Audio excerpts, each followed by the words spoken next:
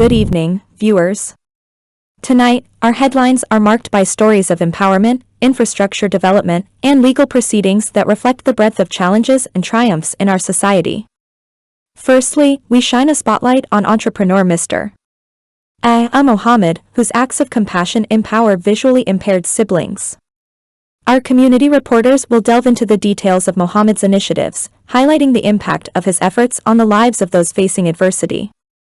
In a significant infrastructure milestone, a $36 million water supply system is commissioned at Sandhill, Region 8.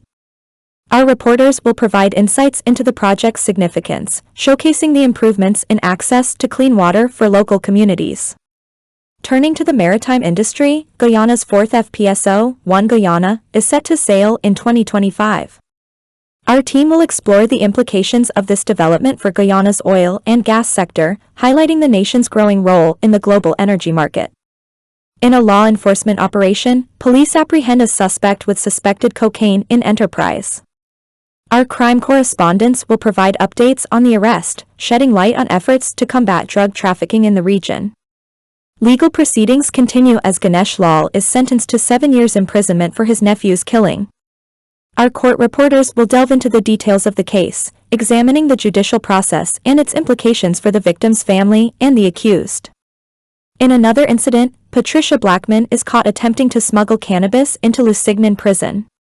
Our team will provide insights into the challenges faced by prison authorities in combating illegal activities within correctional facilities. Lastly, Bethel Chimazi is sentenced for the State House attack, underscoring the importance of security measures and the consequences of such criminal acts. Stay with us as we bring you comprehensive coverage, expert insights, and the latest updates on these diverse stories throughout the evening.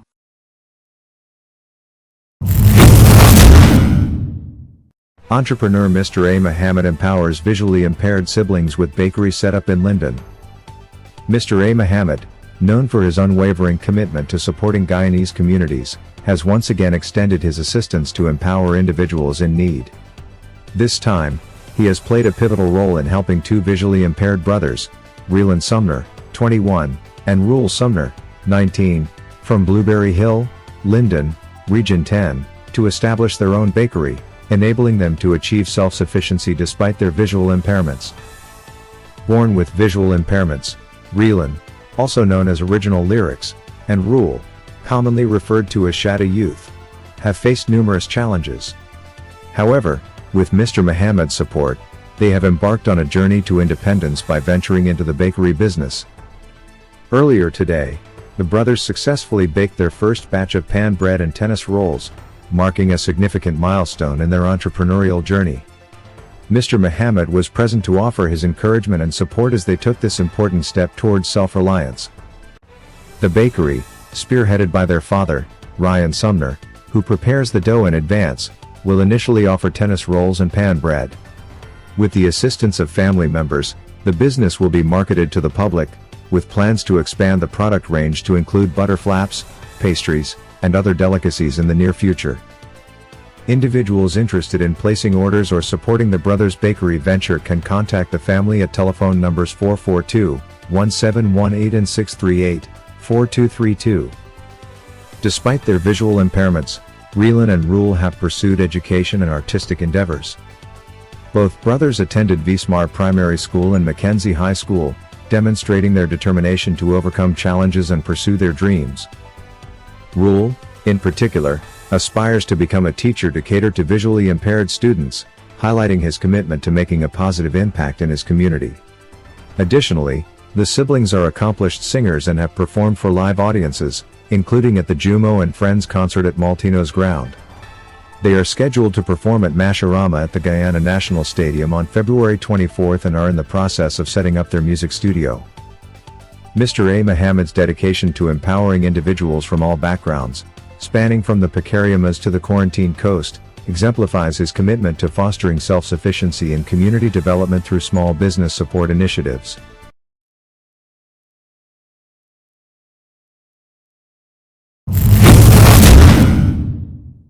Commissioning of $36 million water supply system at Sandhill, Region 8. The residents of Sandhill, Region 8, Patero Siparuni, celebrated a significant milestone on Sunday with the commissioning of a state-of-the-art water supply system, valued at $36 million. Minister of Housing and Water, Colin Kroll, officiated the commissioning during his visit to the community, marking a pivotal moment in addressing the community's water accessibility challenges. The newly commissioned water supply system marks a transformative development for the community, ensuring that approximately 129 residents now have access to improved potable water. Previously, residents heavily relied on rainwater as their primary water source, facing significant challenges due to its unpredictability. During his address to the community, Minister Kroll emphasized the importance of collective responsibility in safeguarding and maintaining the newly established facility, urging residents to play an active role in ensuring its sustainability for future generations. Ahead of the commissioning ceremony, Minister Kroll engaged with community members to address their concerns and solicit suggestions for further improvements. This inclusive approach underscores the government's commitment to responsive governance and community-driven development initiatives. Constructed by R.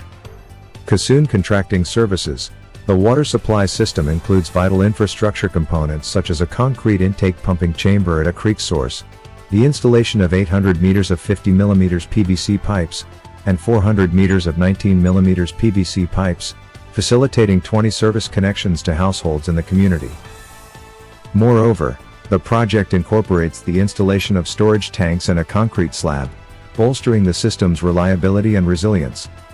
Powered by a photovoltaic pumping system, the facility harnesses sustainable energy sources to ensure uninterrupted water supply to the community. Minister Kroll reaffirmed the government's commitment to advancing development initiatives in hinterland regions, emphasizing ongoing efforts to allocate resources from the 2024 budget to support vital infrastructure projects aimed at enhancing the quality of life for residents across Guyana. The successful commissioning of the water supply system in Sandhill underscores the government's dedication to improving essential services and infrastructure in remote communities, fostering inclusive growth and sustainable development.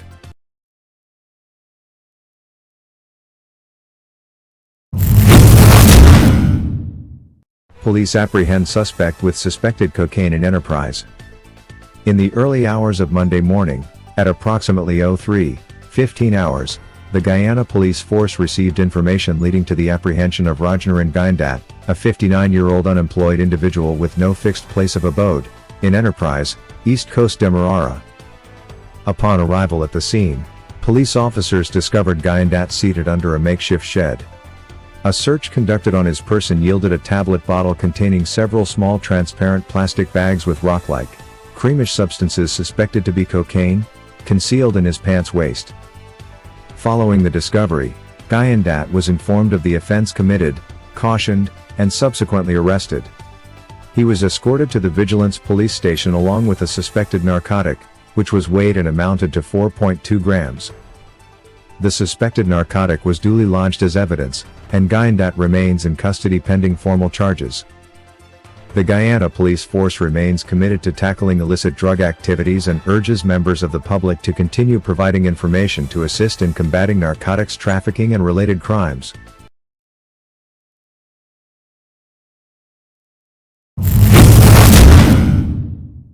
Guyana's fourth FPSO, One Guyana, to set sail in 2025. During a recent press conference, Alistair Routledge, president of ExxonMobil Guyana, disclosed that Guyana's fourth floating, production, storage, and offloading FPSO vessel, the One Guyana, is on track to set sail from Singapore to Guyana in early 2025. Routledge provided updates on the construction progress, stating that the hull is fully constructed, with the first module already lifted onto the topside. Integration of the remaining modules, cabling, and pipework is underway, with the goal of setting sail by the end of the first quarter of 2025.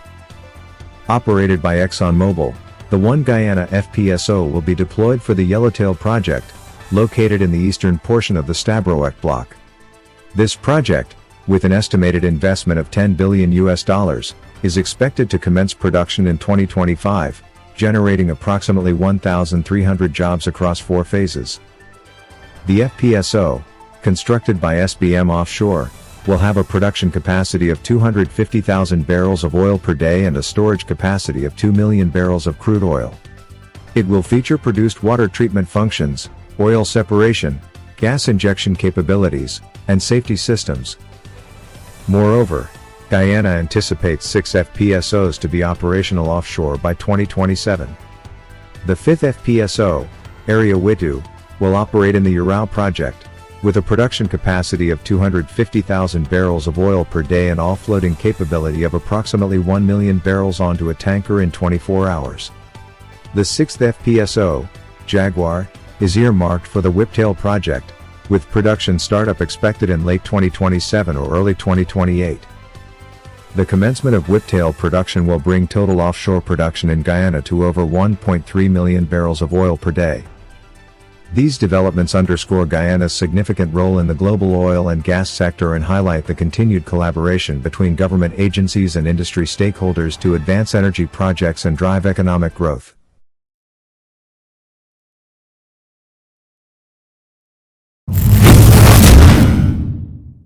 Ganesh Lal sentenced to 7 years imprisonment for nephew's killing.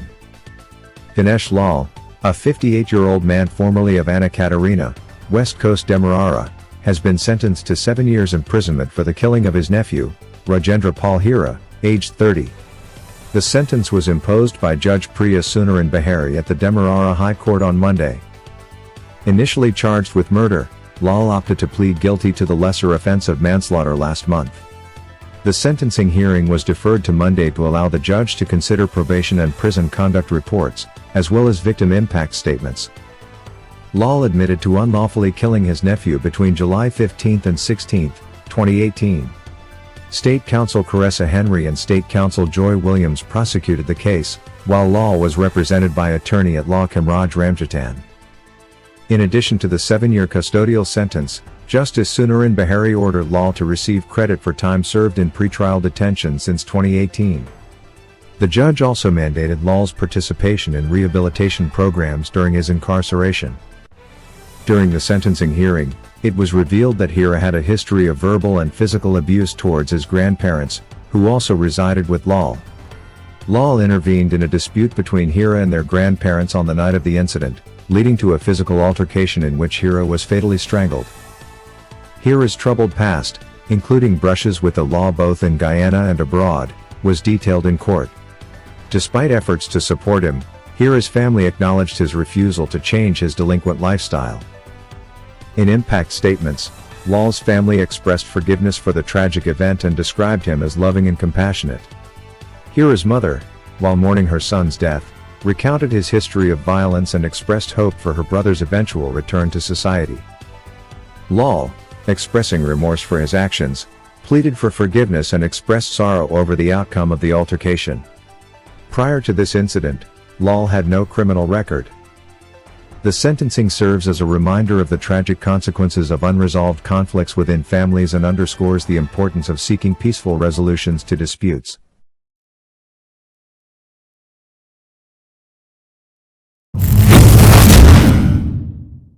Patrika Blackman caught attempting to smuggle cannabis into Lusignan prison.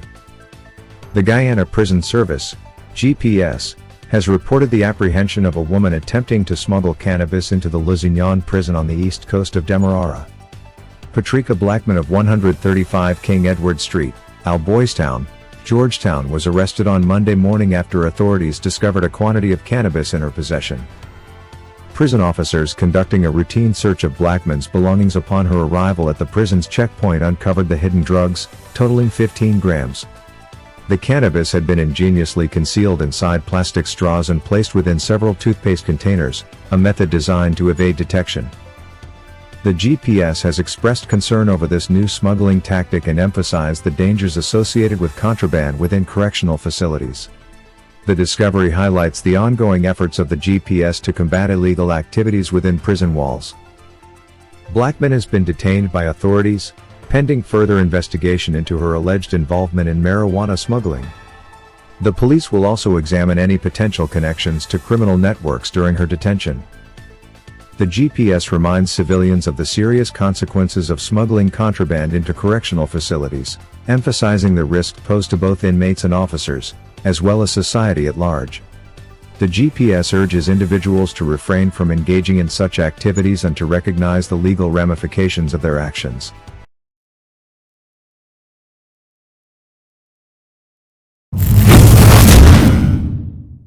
Bethel Chimezie sentenced for State House attack. Bethel Chimezie, the Nigerian national involved in the attack at State House in Georgetown on December 15, 2022, has been sentenced today to 3 months imprisonment along with 3 years of supervised probation. Chimezie's arrest by Assistant Superintendent Rodwell Sarabo on January 16, 2023, for the offense of discharging a loaded firearm with intent, committed on Tellen Pereira at State House, Carmichael Street, Georgetown, led to his subsequent charging on January 19, 2023. At his initial appearance before Chief Magistrate and Mac Lennon, Chimezie was not required to enter a plea, and bail was refused. Today, appearing before Magistrate Laron Daly at the Georgetown Magistrates Court, Chimezie pleaded guilty to the charges. As a result, he was sentenced to 3 months imprisonment in conjunction with 3 years of probation supervision. The court considered a maximum sentencing guideline of 15 months, factoring in the time Chimezie spent on remand.